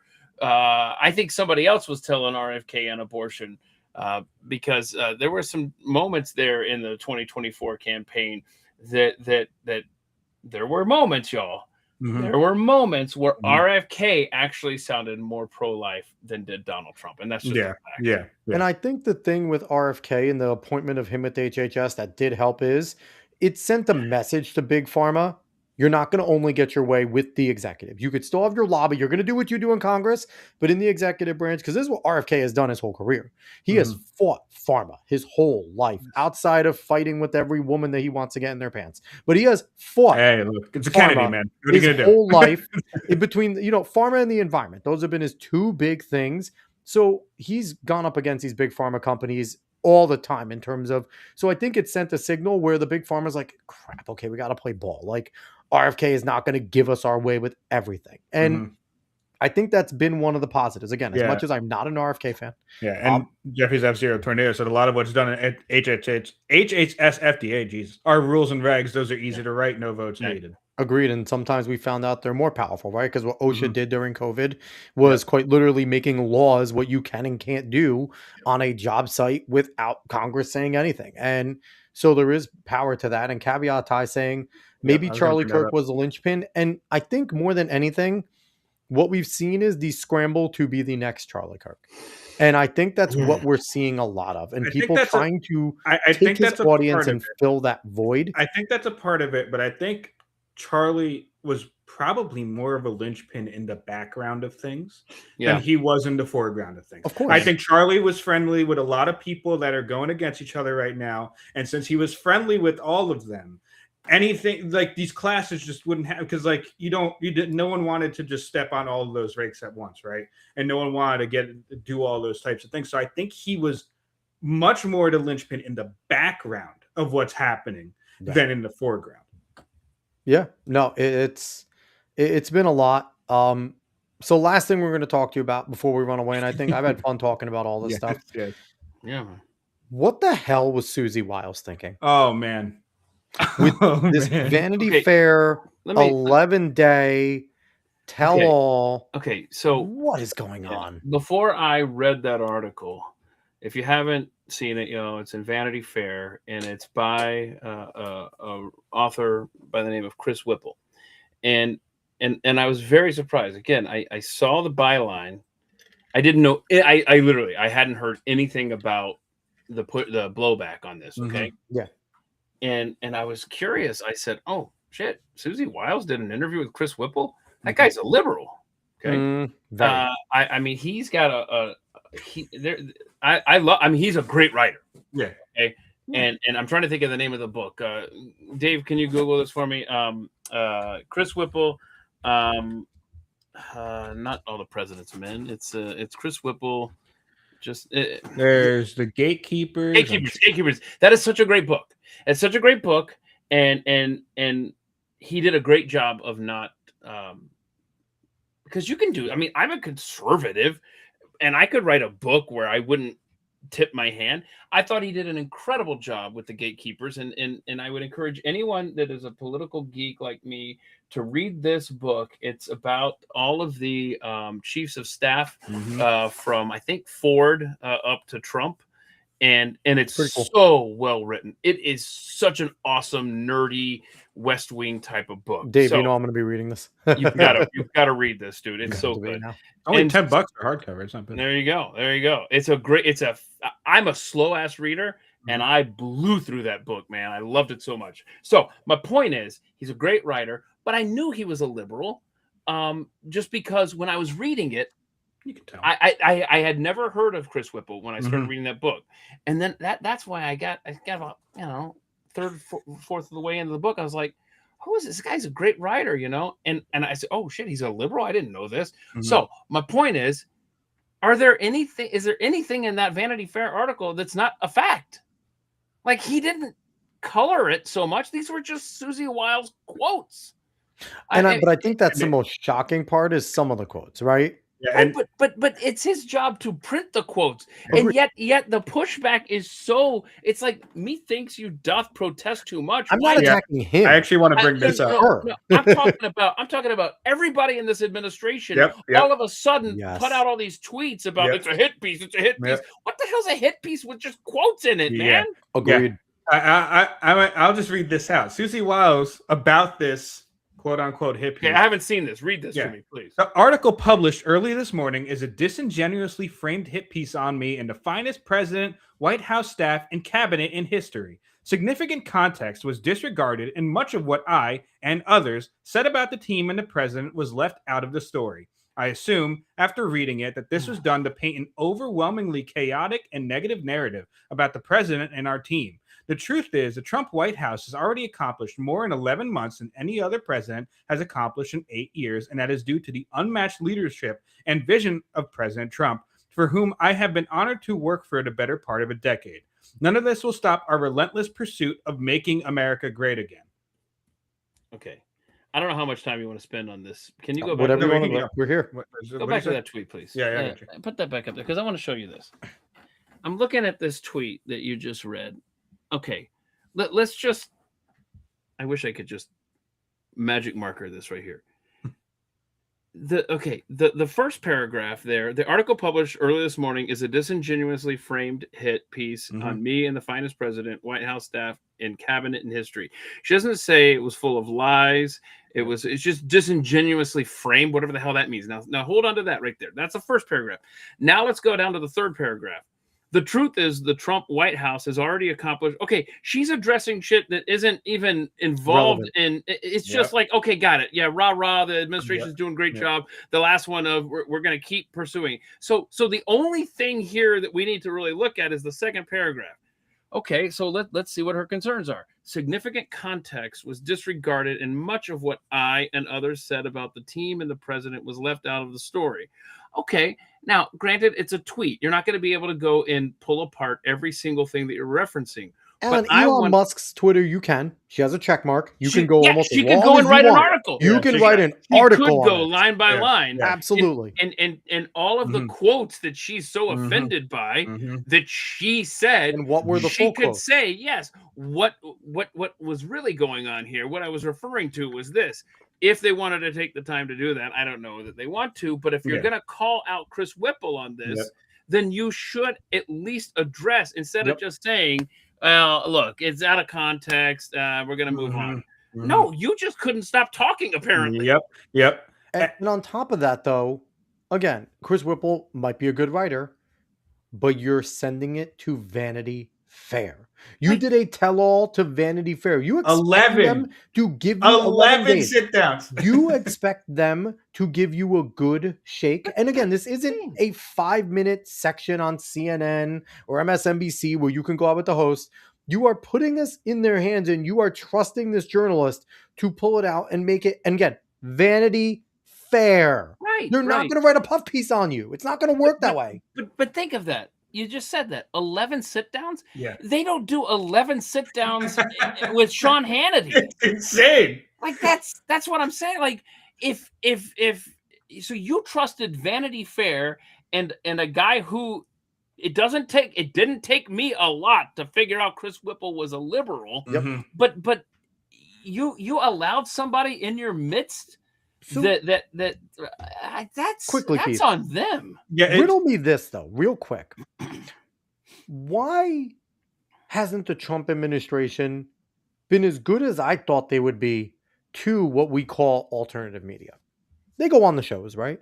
But where's the 11-day sit down with some of our best journalists? Where is these big, we're going to give you a huge write-up about what we're doing with art. Where are they on the post-millennial with, they go to John Solomon, and I have nothing against John, right?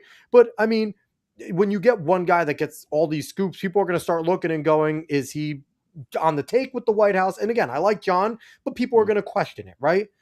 Why aren't they doing more to go on these huge shows? Why? Listen, Steven Crowder's massive. You guys on Pat Gray are big. Glenn obviously gets the sit downs, but you would think he gets these little quick hits. You would think that they would do, okay, let's schedule these people on all of your Glenn podcasts. Let's do the hour with you because we know you're honest, right? Giving Steve Baker, they're not happy with him right now at the FBI, but outside of that, Steve's one of the best journalists we got. Why hasn't this administration embraced our side media as much as they've still embraced the legacy media with all this type of shit?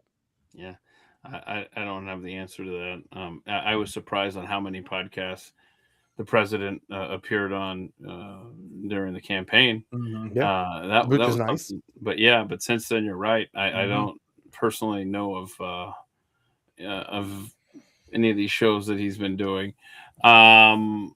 He's gone on Glenn. I think maybe he's called in on Glenn once or twice. I know we talked to Tim Pool once, but outside of that, it was a while ago. I think it was right after he got, won. But it's like, now I will say that I have never, at the Mike show, I've never called the White House and asked if he wanted to come on. So maybe that's on me. You know what I mean? But also, but here's the thing, though. Even with that, you're a part of one of the major organizations on the right. Like, the Blaze is massive. It's like, it's one of our bastions, one of our, places that conservatism goes. And, and to me, like I've always said, I like the Daily Wire guys, but I feel like when you're on the right, you either are more of a Wire guy or you're more of a Blaze guy. You like both, but you kind of you focus more on one way or the other.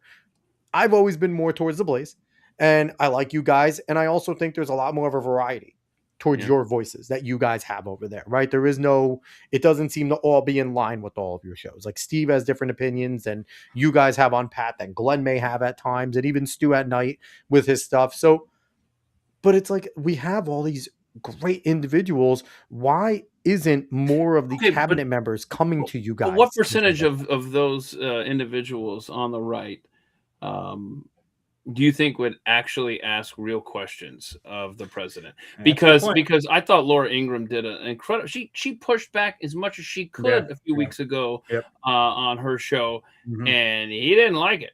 And so I do you want a puff piece or do you want some real questions. Yep. And I don't know, man. I don't know. I feel like they could certainly set parameters, right? I feel like they could certainly, and I feel like most places would go, would sit there and say, okay, as long as we can generally ask everything, right? Like, we're not going to talk about classified stuff, but I mean, I think there's got to be some better communication, because I think there's a missed opportunity here, especially if you're trying to get your message out to voters that come to these places, right? That listen to these shows. I think specifically with Trump, it's kind of an age thing. He's grown up with all of these syndications, with all of these shows, and he's loved these shows. He's always been on them before he was political. He's always gone on. He's always watched them. He's always called in. It's what he's loved. So he still has love for legacy media. If they really if the left media loved him, he wouldn't say a bad thing about them. A singular bad thing about them, because he still loves them. It's what he grew up with. Well, I mean, he called all of us lunatics over the Epstein stuff. Yeah, it's what he grew up with. It's what he enjoys still, even with how much they hate him. He doesn't like that they hate him. But if they decided to write some good things about him, he would 100% give them a big old bear hug. And the thing is, with Susie and with some of the other people that might go to these spots, I think with Susie, it was either her being really dumb, her wanting some kind of notoriety, or, to be quite honest, it's her doing a little bit of sabotage.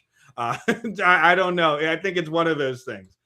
But yeah. But I mean, that's what he does. He talks to chiefs of staff. They had to know. Yeah. That's on them. And again, nothing that I saw in that article. And I'm trying to think of. I think how long was that article?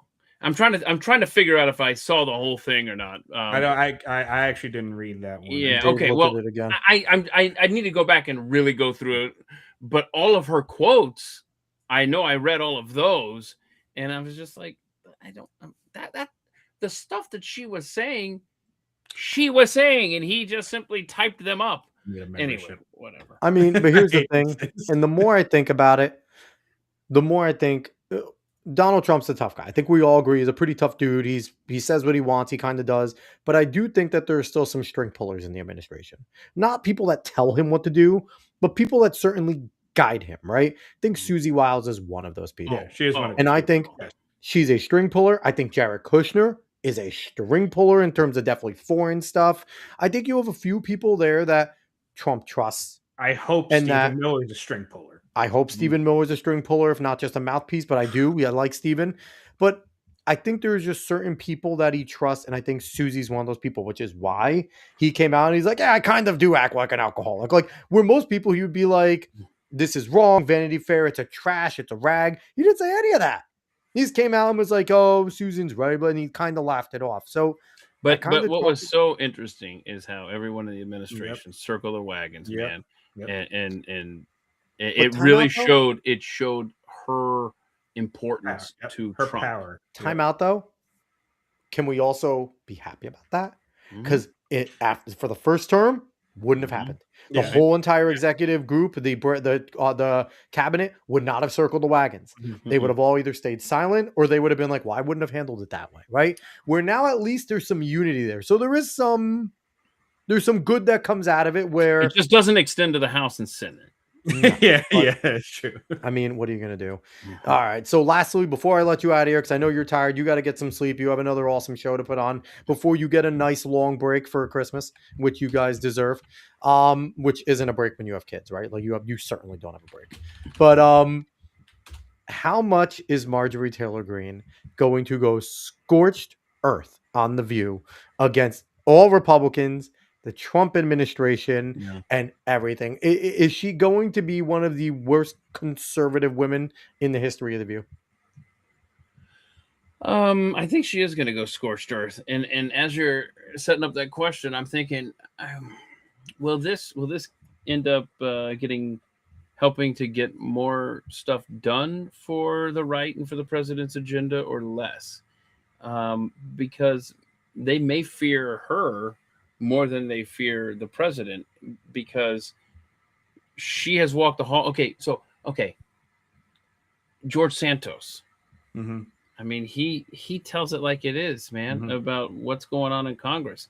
And I think there is some real fear from those in Congress that what she's going to say.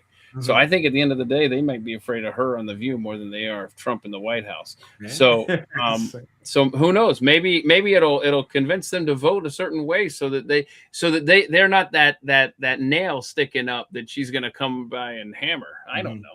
So here's I'm going to be a MAGA zealot. It's 4D chess. They aren't really broken up. This is intentional for her to go on The View and to get everything that they want done. She's still working for Trump. Yeah.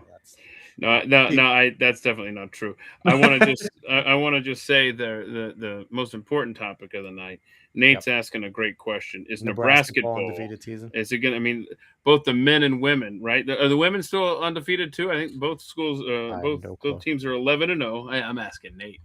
I mean, look. I mean, you got North Dakota coming up, Nate, and then you got. I don't pay attention to college basketball. Well, I don't either until my team is freaking 11-0. And it's Christmas the reason time. Why though is college basketball is generally unwatchable until it becomes tournament time. Because even a lot of college football, unless it's my team, I've gotten so bored with it now because I'm a pro over college guy. Because pros are good at their sport. I gotta ask, college what do you feel about generally bad? What do you feel about Minnie Mahomes transferring? Yeah, whatever.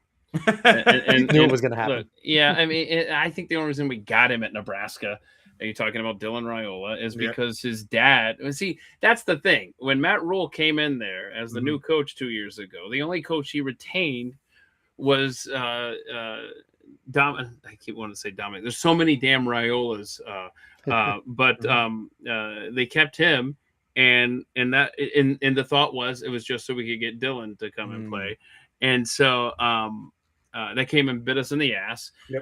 So we've got a new offensive line coach coming over from Georgia Tech. I want to point out that Georgia Tech gave up 9 sacks all of the 2025 season. Nebraska gave up 9 sacks in one game against Minnesota. So I you know what? If we can get an offensive line that can but block, Keith, they passed the ball 9 times. But see, here's the thing. Here's the 9 thing. 9 sacks on 9 dropbacks. There are 3 quarterbacks behind Dylan Raiola at Nebraska or in the pipeline that I think we're going to be just fine with. But NIL, man, there are no loyalties there. It's a mini NFL, and it sucks, but it's the reality right now. I don't know how long it's going to be the reality, but if you don't have any kind of loyalty that you want to be on a team for more than 5 minutes, just as long as the NIL checks are getting cashed, and I don't give a crap about you. Get out of here.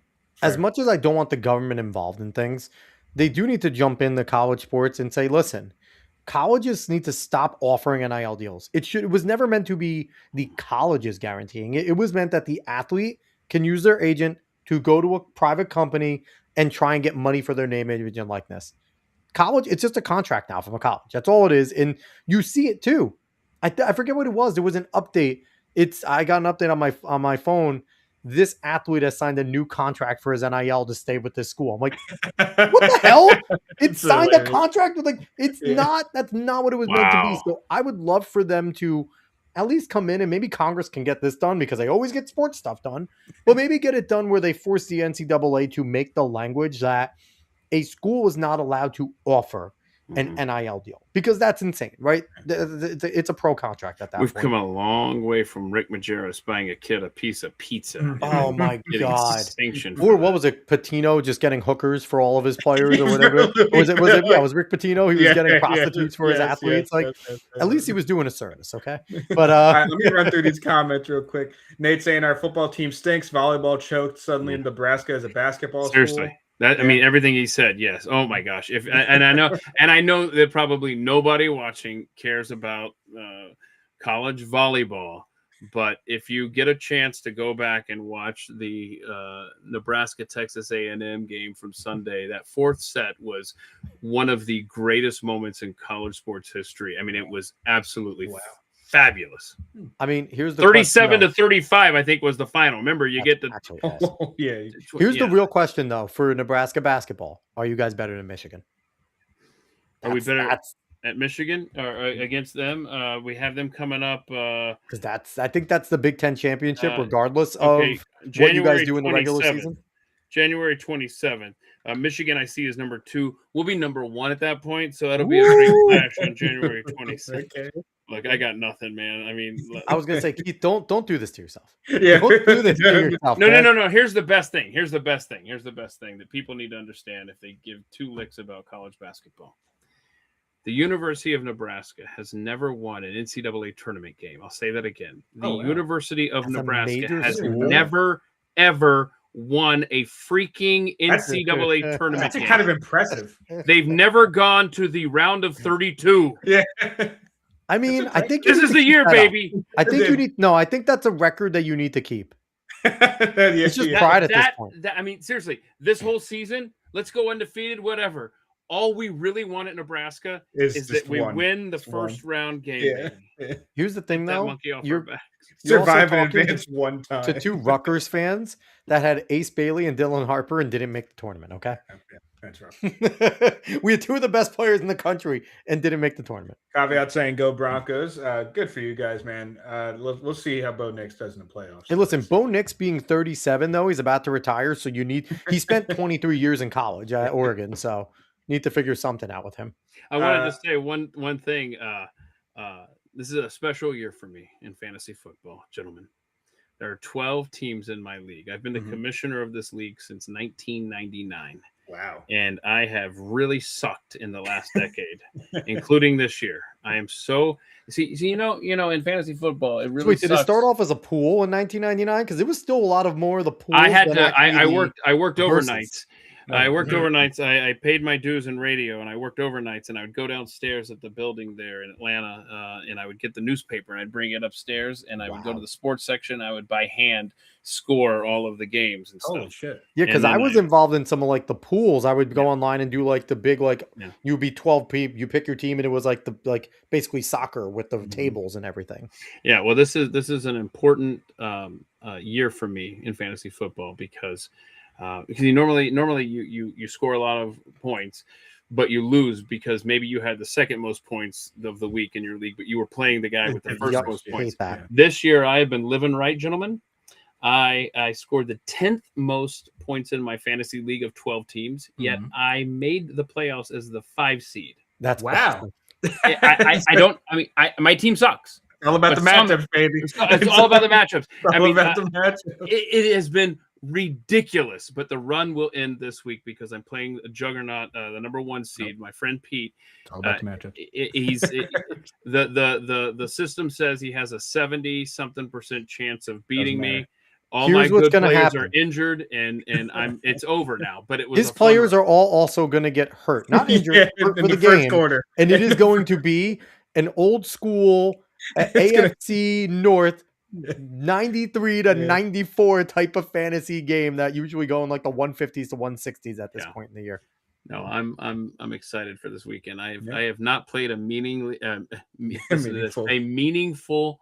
fantasy. I said that phrase, a meaningful fantasy football game. I have not played one this late in the year since I think 2016. I won one of my leagues last year, so I can't. I won one of mine this year. I'm in a similar situation to you with my one league because my team I think scored like the second worst. I was at like 11, and I came in as a 4 seed. It's just all matchups. And last week I should have lost, and my team played out of their mind. Like I looked at it. I check. Yeah. I usually check in. Like I'll check in after the 1 o'clock games, check in after the 4 o'clock games, see where I'm at. I checked in after the 1 o'clocks. I'm like, all right, this is done. I check in after the 4 o'clocks, and I'm right there. Monday night happens. I end up winning by 11 points. I'm like, okay. Bro, it's going to come down to my tight end, Tyler Warren, having a senior citizen passing the ball to him on Monday. Oh, no, I have to sit Pierce. Because Phillip Rivers hates Pierce. Pierce has been so good for me every single week. It's one game. No, I can't. Listen, I can't take that chance in the playoffs. You can't take that chance in the playoffs with one game. Look, we have Phillip Rivers using his whole body in a throwing motion. I don't think I've ever seen that before. It's a sight to behold. Yeah. It was already awkward when he was young. What is it? Yeah, he already had a weird throwing motion. Here we go. I want y'all to hear this. and then I'll shut up and I'm going to go to bed. But There my you go. friend Ben is the third most points scored in our fantasy football league this year. Mhm. He ended up being 9th place on as far as I would want so to. he missed I the would playoffs. fight Right, something. right. And then let's see. But yeah, the fourth highest score missed the playoffs. He's a 7 seed, what have you. But I like I said, I 10th most points scored. I am the 5 boys and girls, and I won my first round matchup. I mean, the dream. Oh, that's perfect. Yes, that's perfect. That's You just reminded me I have to go replace Matt Prater because a kicker's injured. Just give me 5 points by default and let me not. I've been riding with Brandon Aubrey all year, baby. Oh, that's a Aubrey's been great good. pick. That's a great pick. I protected him before the season. We protect 12 players, so I've been going every time I can get Jay Myers, I grab him because Jay Myers, Marist grad, baby. Go Red Foxes. There you So go. because I knew Jay, kind of peripheral, we were both in the athletic center together. But well, yeah, we've said hello. He does no idea who I am now. Yeah.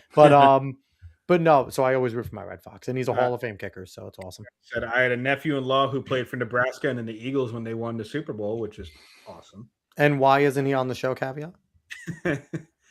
And also, before we get you out of here, Keith, because you need to sleep, go subscribe. Yes. Love the new logo, by the way. Oh, thank you. Yeah, that's Wes is doing. He puts a lot of TLC into that. But at themikeshow.com every Thursday at 3 p.m. on X, I have a deep dive conversation. Like I said earlier, FBI whistleblower Steve Friend is going to have some things to say about his battle with the FBI director, Kash Patel. And then on Fridays at 3 p.m. over on X, which is just at Keith Malinak, if you're looking for me over there. We just have fun. Me, Brad, Rebecca, Kelly, just hanging around, just watching animal videos and shooting the breeze. I also do love your every once in a while random streams that you have to pay attention. Yeah. And every once in a while, Keith will sit on the back porch, crack open a brew, and then just sometimes we get deep. Sometimes we get deep. We get into the feels. But no, if you are not, if you're not number one already following Keith, he's awesome follow on X. Fun to see all of his comments. If you're not on at the mic, what are you doing? He has great guests that we will eventually try to poach and use our friendship to use him and get more guests. No, I'm just kidding. But no, and on top of that, you're missing out if you're not listening to Pack Ray Unleashed also every single morning because Keith's an integral part over there. The addition of Jeffy, I don't know. No, I'm kidding. Jeffy's also. It's been cool to have Jeffy come in every day. Is he complain most of the days that he has to be in now? Yeah. It's like it's called an when alarm. That's what's happening. He went from 2 days a week to 5. Like that was a big switch. Yeah. So that's over at the Blaze. Yes. That's my day job. We have a good time over there every morning, and we'll be talking tomorrow, I'm sure, about Brown University and this speech from the president. Whatever this speech was. You won't have to say much about it. It wasn't. I mean, it's going to be. I'm excited for him to run in 2028. I'm guessing. Like that's all I got from this. He's might run, and I'm gonna have to go against him because if he runs in 2028, he's lost me. So yeah. I don't. All right, Keith, go to bed. I don't think that's happening. All right, guys. Thanks so much for having me. I look forward to doing it again sometime. Yes. Have a good night. Everyone again, he's Keith Malinak. Go follow him everywhere. Sir, have a great night. All right. So let's get on out of here, everyone, again. That was a terrible ending, guys. But yeah, no, you can find us everywhere at the Alex Cuesta Show and wherever you're following from. We appreciate it. Caveat Ty saying he didn't follow before. Oh, Dunn did follow before he was a guest. Good. I'm proud of you, Caveat. So we're getting out of here. Dave, you won't be back next week. Next week is Christmas week. So I don't know if I'm going to do something. I might come in and spoof off and maybe talk about Christmas. But outside of that, we will be back definitely in 2 weeks. Caveat's going to be our guest. So we're excited for that. We get to talk to Caveat. So everyone, thank you again. So long. Have a good night. Good night.